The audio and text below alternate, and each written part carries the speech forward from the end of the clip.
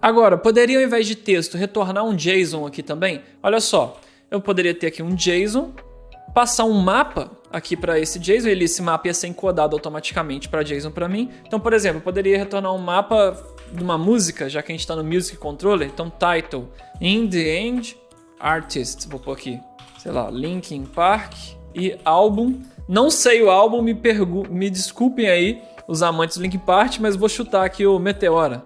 Meteora? É Meteora ou Meteora o nome do álbum? Acho que é Meteora. Beleza. Vou dar um F5 aqui e agora se eu voltar aqui para minha página, ó, agora eu já retorno um JSON. Então aqui eu tenho um JSON encodadinho, bonitinho para mim, através do Phoenix também.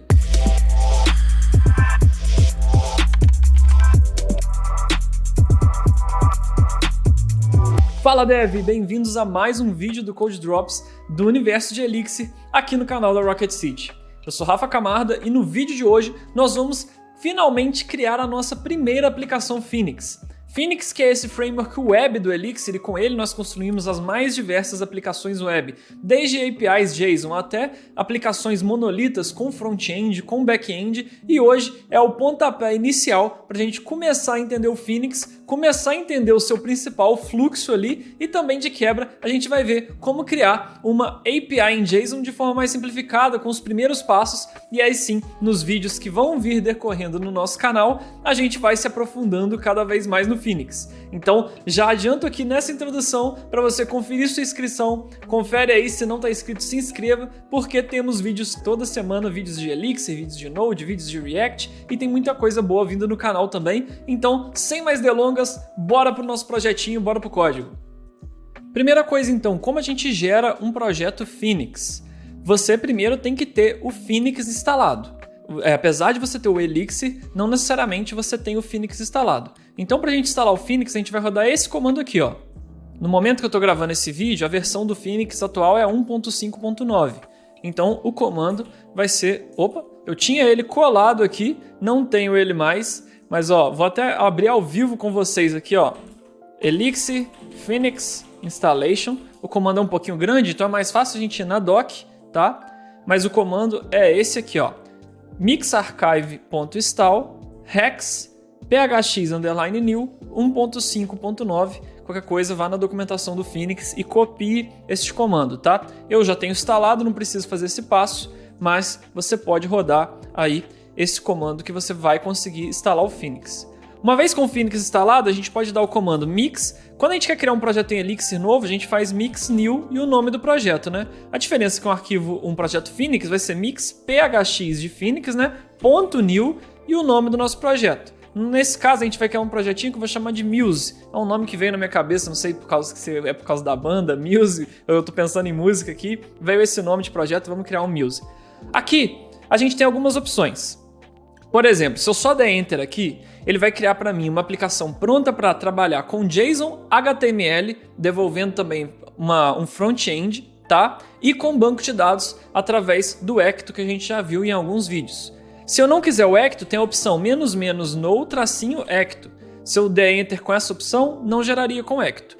Se eu fizesse isso e ou se eu quisesse, por exemplo, que essa API, que na verdade, que essa aplicação, né, fosse uma API em JSON, eu rodaria aqui "-no-html" e "-no", ó, minha gata passando aqui, ó, o rabo dela aqui, "-no webpack", tá? Esse comando aqui seria uma API em JSON, porque eu elimino tudo de HTML, CSS, JavaScript que eu não preciso. Então eu vou rodar esse comando e também o "no-ecto" para a gente não preocupar com o banco de dados, que vai ser só uma demonstração do Phoenix aqui, para você entender o fluxo inicial. Tá? Então a gente pode rodar para ser apenas uma API JSON e sem o Ecto também. Aí ele vai criar toda a estrutura do projeto, vai baixar as dependências, a gente pode dar um yes aqui, pode demorar um pouquinho essa parte, então a gente faz um pequeno corte. Agora sim, dependências instaladas, projeto gerado, a gente pode dar um cd muse para entrar na nossa aplicação e abrirmos o nosso editor de código, tá? Enquanto o VS Code está executando aqui, está abrindo aqui com os diretórios, eu vou voltar no terminal e só para a gente garantir que o servidor, que a nossa aplicação foi gerado certinho, que está tudo perfeitinho rodando, a gente pode dar o comando mixphx.server. Dessa forma, a gente vai startar o nosso servidor e ver que a nossa aplicação Phoenix está executando de fato. Então você vai ver uma mensagem como essa, que quer dizer que nossa aplicação está rodando aqui na porta 4000. E se a gente for agora no nosso navegador e abrir localhost 2.4000, era para estar... eu digitei errado, eu digitei localhost. Localhost. Opa, digitei errado de novo. Agora sim. Você vai ver um erro como esse, mas é normal, porque a gente está tentando abrir uma rota aqui na raiz, né, no barra, e a gente não criou nenhuma rota. Por isso que tem esse erro do Phoenix aqui, que não existe essa rota mesmo. Mas, por exemplo, ó, ele mesmo dá uma dica aqui, ó, que existem algumas rotas. Por exemplo, uma aplicação Phoenix já vem com essa rota aqui, que é o barra dashboard, com métricas da aplicação. E com isso a gente tem evidência que o nosso servidor está rodando. Ó, a versão do Elixir que eu estou executando, a versão do Phoenix, quanto tempo meu servidor está rodando, que no caso aqui é 1 minuto, quantos átomos eu estou utilizando, quantas portas, uso de memória da minha aplicação. Tá vendo? Um dashboard bem legal de métricas aqui, ó. Por exemplo, tempo médio de execução aqui, se eu não me engano. A gente pode ver logs, a gente pode ver muitas coisas aqui, ó, subaplicações rodando dentro da nossa aplicação aqui, processos, muita coisa mesmo. Então, bem legal o Phoenix Live Dashboard aqui para a gente verificar que está executando. Mas beleza, isso não é o nosso foco. A gente pode voltar agora ao VS Code e entender um pouco também a estrutura de diretórios de uma aplicação Phoenix. É fundamental que você entenda como um código numa aplicação Phoenix se organiza. Sempre uma aplicação Phoenix, ela vai ter aqui na pasta lib, que é onde está o código de fato, dois contextos. Um contexto com o nome da aplicação e um contexto com o nome da aplicação _web. Tudo que é lógica de negócios, interação com banco de dados, modelagem de dados, tudo relacionado ao modelo de negócio, às regras de negócio, vai estar aqui na pastinha sem ser ao pastinho web. E dentro da pastinha web é tudo que é relacionado à web. Então, é os controllers, as views e as rotas, tá? Lembrando que o Phoenix é um framework MVC. Apesar de no Elixir, como é uma linguagem funcional, nós não temos modelos, e sim a gente tem esquemas, e a gente já viu os esquemas quando a gente viu sobre o Ecto, tá? Aqui a gente segue uma estrutura de uma aplicação MVC, tanto que a gente tem controllers, a gente tem views e a gente tem os Ecto esquemas que fazem a parte aí do modelo, no modelo de arquitetura do MVC. Tudo bem? Então, os controllers vão estar aqui dentro, as views vão estar aqui dentro, a gente tem um arquivo de rotas para definir todas as rotas da aplicação, inclusive aquela barra dashboard está criada aqui também, beleza? E aqui, outra coisa interessante para a gente é a pasta config. Aqui todas as configurações de variáveis de ambiente, senhas, integração com banco de dados, tudo vai estar configurado aqui nesses arquivos, escopados por ambiente, por exemplo, ambiente de desenvolvimento, ambiente de produção, ambiente de teste. Tá? Então a gente se preocupa com a pasta lib, a pasta config, as dependências aqui a gente não precisa se preocupar, que isso aqui é até ignorado pelo gitignore, que é as dependências do projeto compiladas, o build é o projeto buildado de fato, e teste, onde a gente coloca os nossos testes, a gente já viu um vídeo especificamente sobre testes, beleza?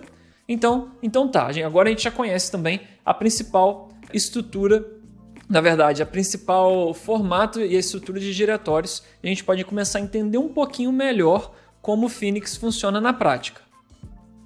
Então vamos lá, eu vou criar uma nova rota para a gente simplesmente devolver um texto na tela, porque aí sim vai dar para eu te explicar melhor como que é o fluxo de uma requisição numa aplicação Phoenix e você entender um pouco melhor como a gente pode criar nossas rotas e todo o ciclo de vida dessa requisição, dessa conexão de fato, como ele funciona, beleza? Então o que eu vou fazer? A gente vai vir aqui em lib, museweb, aqui em museweb, em router, tá? A gente vai criar uma nova rota, tá? Aqui dentro desse escopo /API. Então aqui dentro a gente vai fazer uma rota do tipo get, na raiz de /API, né? /API barra. A gente vai tratar essa requisição get em um controller, então a gente tem que falar em qual controller a gente vai tratar. A gente vai fazer um controller chamado, não sei qual vai ser, por exemplo, music. Sei lá, music controller, que a gente ainda vai criar. E a action que vai tratar essa requisição vai ser a action index, tá? Então, recapitulando, a gente vai fazer uma chamada, a gente está criando uma rota para uma chamada get, poderia ser também um post, poderia ser um delete, poderia ser um put, poderia ser um patch, né? Que são os verbos HTTP, né? Aqui, depois do verbo que a gente está usando, qual a rota a gente vai trabalhar, que no caso é a barra, qual controller vai receber essa chamada e qual action desse controller vai receber essa chamada. Então, ó, agora aqui dentro de controller eu vou ter que criar um music controller e uma action index para tratar essa chamada. Então agora em controller eu vou criar um novo arquivo chamado music controller.ex. Então aqui a gente vai ter um def module museweb.musicController, seguindo a nossa nomenclatura, né? museweb music controller. Como a gente tem um controller, aqui a gente usa um museweb, para definir que aqui eu tenho todas as funcionalidades de um controller, a gente tem que ter esse use aqui. E agora com o nosso controller criado, basta a gente criar a nossa action que eu criei aqui na rota, que é a action de index. Então deixa eu até salvar aqui. E aqui a gente vai ter um def index e toda a rota, quer dizer, toda action de um controller recebe dois parâmetros sempre. A gente sempre vai receber os parâmetros que vieram através da rota para a gente, ou seja, eu posso receber parâmetros via o protocolo HTTP, né, via o corpo de um post, por exemplo, via body, né, ou eu posso receber via URL. É nesses parâmetros que a gente recebe, através da requisição. E eu vou mostrar isso para vocês na prática. E também no Elixir, como a gente está numa linguagem funcional, a gente vai ver que toda vez que a gente está trabalhando com uma aplicação web, a gente está manipulando uma estrutura especial que é a conexão. Então sempre, quando a gente está aqui no nosso contexto web, a gente vai manipular a conexão como se ela fosse uma estrutura de dados mesmo. Na verdade ela é uma struct. Então a gente vai pegar essa conexão e manipular ela. Então a gente sempre recebe uma conexão, manipula essa conexão de alguma forma e devolve essa conexão, tá? Então os dois argumentos que a gente tem que receber na nossa action: a conexão e também os nossos parâmetros. Então aqui, ó, a gente pode colocar a conexão, parâmetros, que eu sempre vou receber, tá? E por enquanto eu vou até ignorar os parâmetros, que a gente não vai usar eles para nada por enquanto. Mas deixa eles aqui, porque a gente tem que receber os dois, mesmo que eu não faça nada com eles, por isso que eu estou ignorando eles aqui com o underline, tá? Então o que eu vou fazer? Olha só, no nosso index. Primeira coisa que eu vou fazer vai ser, eu vou pegar a nossa conexão, vou chamar uma função do controller aqui, ó, que eu vou pôr um status 200 aqui, para ser uma chamada ok, deu certinho, verbo HTTP 200, o ok, né? O status HTTP, desculpa. E depois eu vou chamar uma outra função do controller aqui, que é a função text, para devolver um text. Então eu vou devolver, por exemplo, welcome to the API, tá? Simplesmente isso. E vamos ver se isso funciona? Então agora aqui na nossa aplicação, eu vou chamar /API, lembrando que na nossa rota a gente está no escopo API aqui. E o que é esse escopo? Eu escopo todas as rotas que estão aqui dentro através de /API. Então por isso eu vou começar com /API e depois barra de novo, que é a rota que a gente criou. Se eu der Enter, tá aqui a mensagem. Deixa eu dar um zoom aqui, ó. Welcome to the API. E se eu der um Ctrl Shift J aqui, se a gente ver o network aqui, a gente vai ver, ó, que tá verdinho o status HTTP 200 aqui, ó. Status HTTP 200, que foi o status que eu retornei. Como que isso fica mais evidente? Ó, vamos mudar aqui o status para 400, salvar e chamar de novo. Status 400, bad request, ficou vermelhinho. Ou aqui eu poderia até pôr um atom ok, também funciona para 200. Ou eu posso pôr o nome dos status HTTP. Por exemplo, se eu fosse bad request aqui como um atom, aqui também ficaria 400. Beleza? Então, vou colocar ok aqui de volta.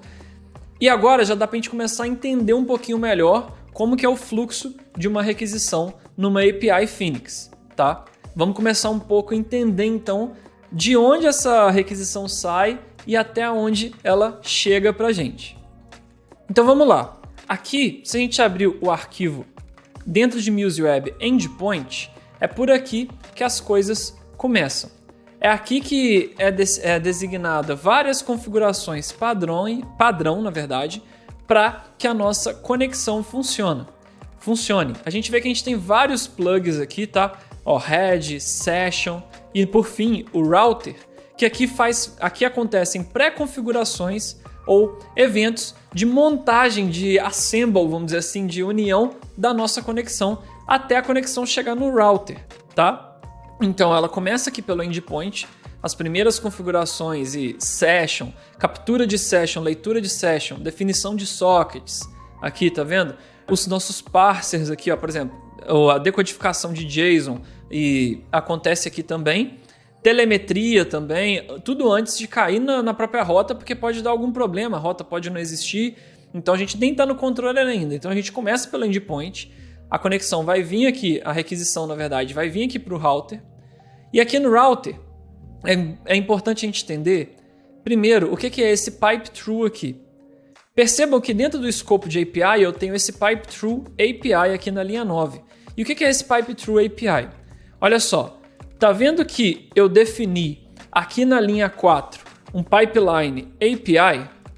Então, com esse pipeline API, eu pluguei aqui, e não se preocupe em entender um pouco o que são esses plugs que tem tanto aqui nesse router, tem plug, e tem tanto aqui no 47, na linha entre 47 e 50 plugs, que a gente vai ter um vídeo específico para explicar o que são plugs.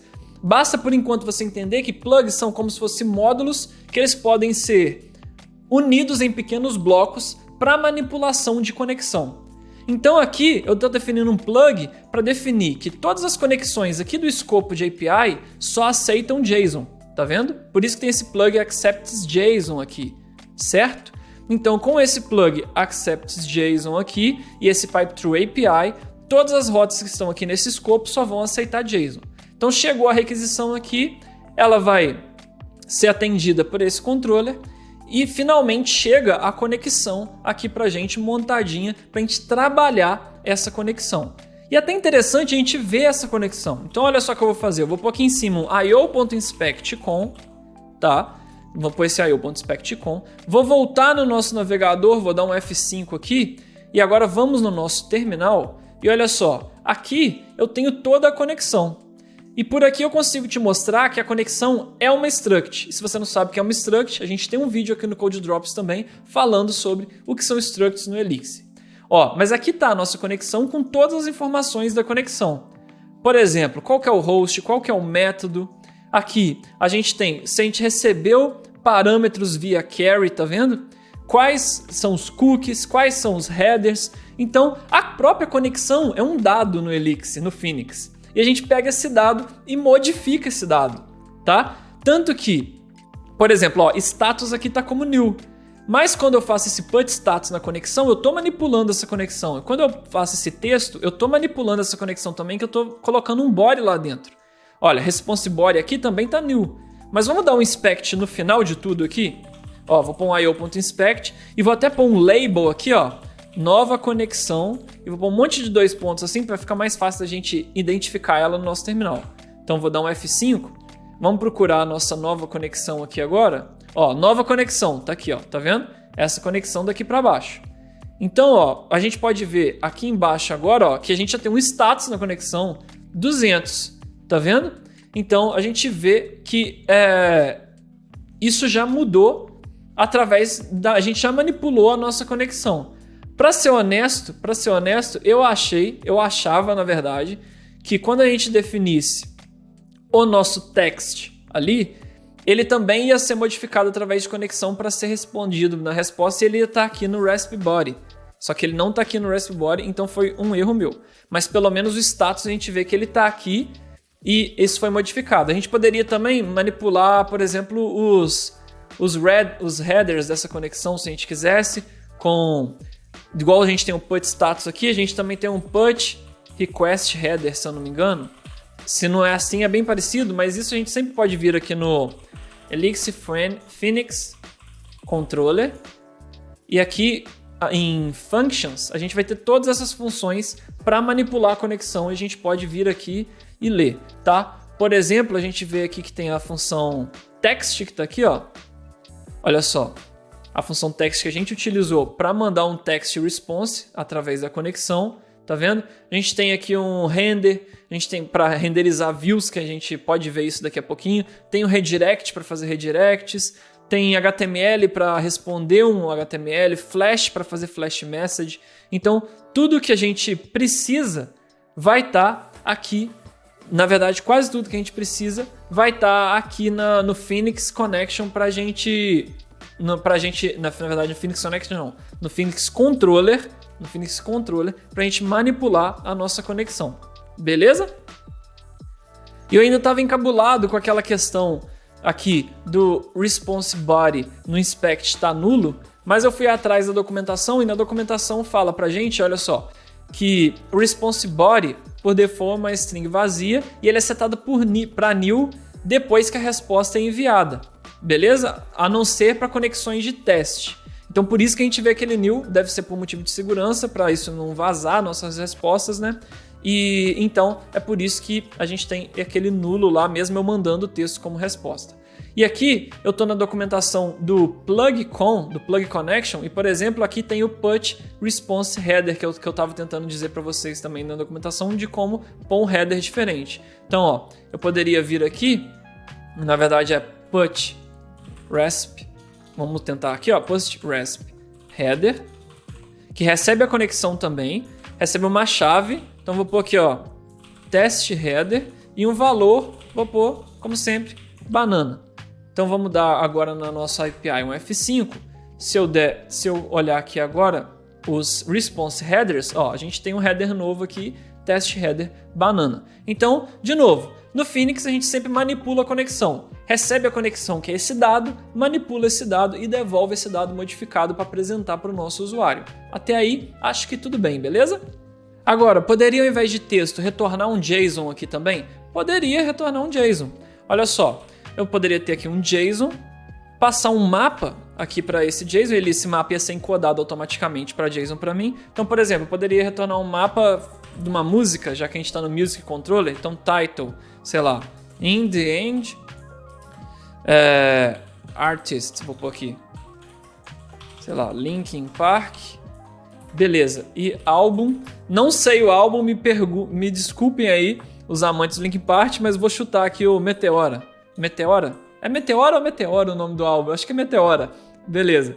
Vou dar um F5 aqui e agora se eu voltar aqui para minha página, ó, agora eu já retorno um JSON, tá? Então aqui eu tenho um JSON encodadinho, bonitinho para mim, através do Phoenix também. Beleza? Agora, só para a gente entender um pouco melhor a macrovisão de tudo, o que eu vou fazer? Eu vou criar um módulo na nossa lógica de negócios, para a gente usar no controller, simulando como se a gente tivesse um módulo que interagisse com o banco de dados e tudo mais.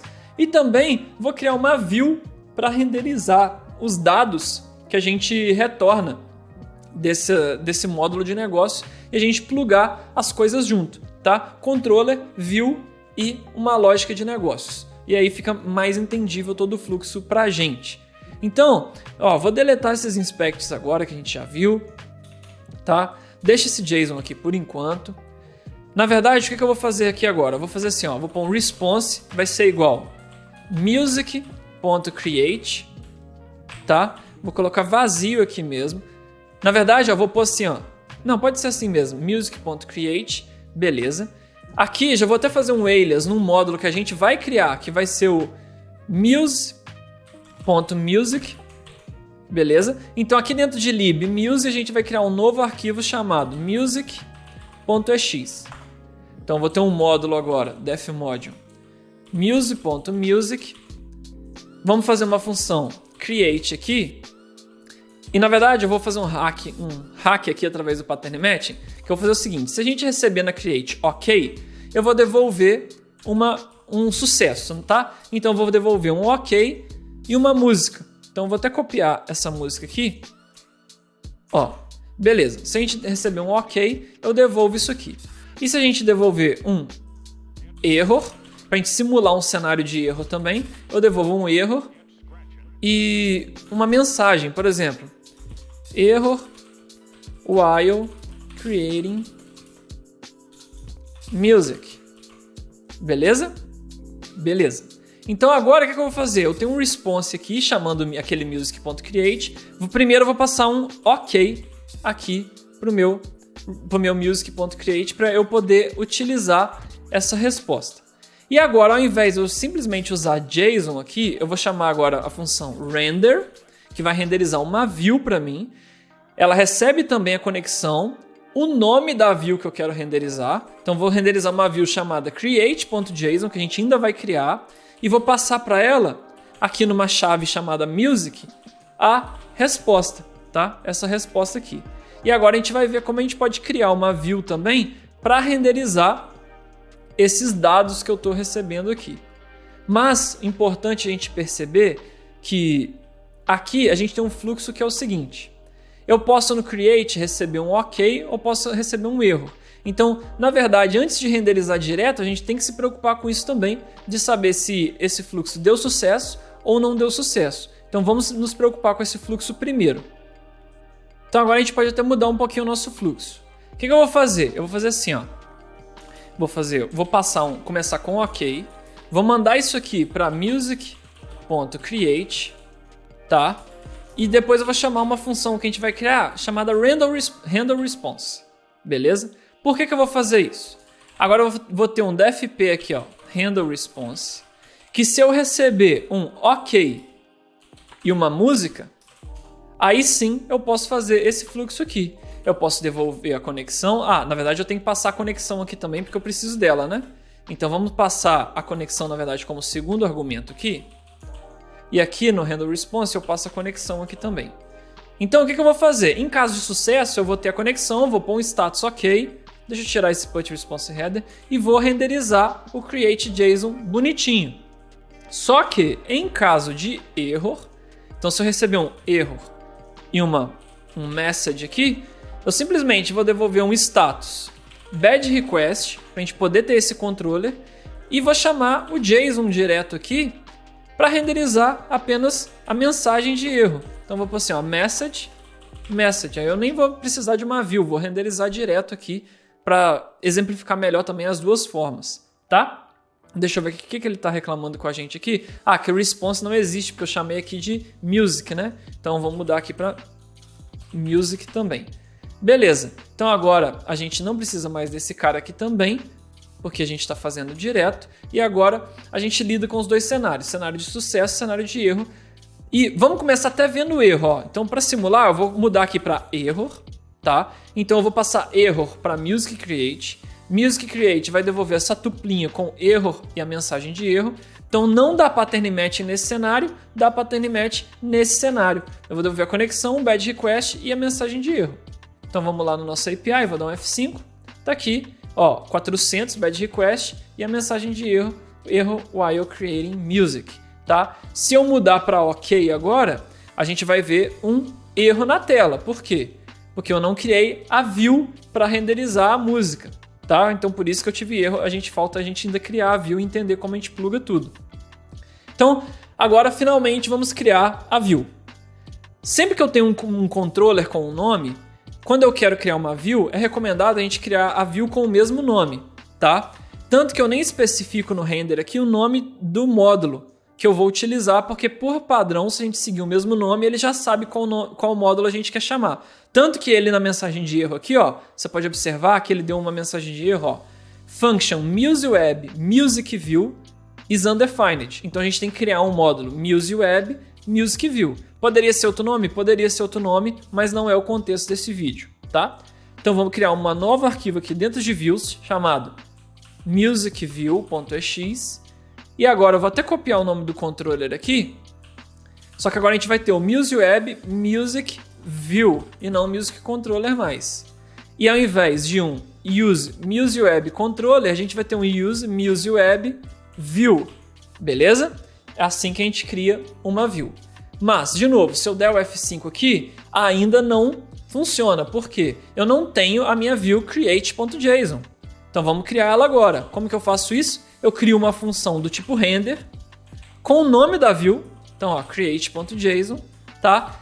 E depois aqui a gente vai ter um mapa com tudo que a gente recebe. A gente faz o pattern matching e pega tudo que a gente recebe do controller. Aqui eu não estou mandando uma música numa chave music, então aqui eu posso ter uma chave, ter um mapa na verdade, com essa chave music e resgatar a minha música. E agora nessa view eu renderizo o que eu quiser. Por exemplo, se eu tiver um mapa aqui e quiser renderizar uma mensagem banana e não fazer nada com essa música, funcionaria. Ó, vou dar um F5. Ó, agora já não deu erro mais. Eu estou retornando HTTP 200, ou seja, estou caindo no cenário de sucesso aqui do controller, beleza, mas e estou renderizando a minha view, que é o que eu quero exibir. Só que agora eu poderia vir por uma vírgula, fazer assim, ó, music, e renderizar uma mensagem e a música dentro de um JSON formatadinho pra gente. Então aqui eu tenho a mensagem banana que eu mandei e a música que a gente criou no nosso módulo fake. Então vamos recapitular tudo que a gente fez. Eu criei um módulo na nossa lógica de negócios aqui em libmusic para devolver sucesso ou erro, para a gente simular um acesso ao banco de dados, uma criação, esse tipo de coisa. No nosso controller a gente lidou com o cenário de sucesso e erro e a gente lida com a nossa conexão de formas diferentes. No caso de sucesso, eu dou um status OK e renderizo uma música através da minha view. Para view, eu tenho que chamar o render aqui, o nome da view que eu quero chamar e passei um assign aqui, passei algo a ser renderizado para view, um dado. A view, eu defino ela através também de uma função render, o nome da view que eu quero, beleza? O assign que eu recebo e aqui dentro eu imprimo o que eu quiser na tela, beleza? E o cenário de erro também pega a conexão, só que agora eu coloco um status de erro na conexão e simplesmente renderizo um JSON de erro, tá? Em aplicações, e aqui vale um disclaimer, em aplicações mais maduras Phoenix, você não vai ver tanto handle responses desse formato como eu fiz. A gente tem formas mais sofisticadas de lidar com sucesso e erro através do operador with e também através do uso de fallback controllers, que vai ser também assunto para próximos vídeos, mas essa é uma forma mais simplificada da gente entender todo o nosso fluxo, que parte da conexão através do endpoint, chega no router, cai na nossa rota aqui, beleza? E lembra, a nossa conexão passa por todos esses plugs, tanto esse plug aqui quanto esses outros plugs aqui também. Ela vai sendo transformada e composta através desses plugs, beleza? Cai aqui na nossa action e através da conexão a gente trabalha.